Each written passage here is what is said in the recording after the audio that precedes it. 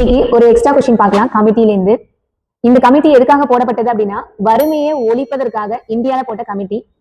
என்னென்ன கமிட்டி இருக்கு அப்படின்னா, அலக் கமிட்டி 1979ல போட்டது, லக்னவாலா கமிட்டி 1989ல போட்டது, டெண்டுல்கர் கமிட்டி 2005ல போட்டது, ரங்கராஜன் கமிட்டி 2012. இது எல்லாமே வறுமை ஒழிப்புக்கு ஆராய்வதற்காக இந்தியால போட்ட கமிட்டி.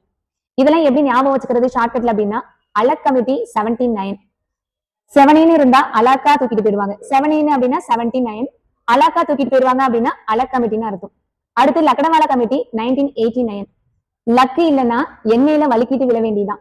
லக்கு இல்லைன்னா அப்படின்னா லக்னவாலா, எண்ணெயில விழ வேண்டியதா அப்படின்னா 89.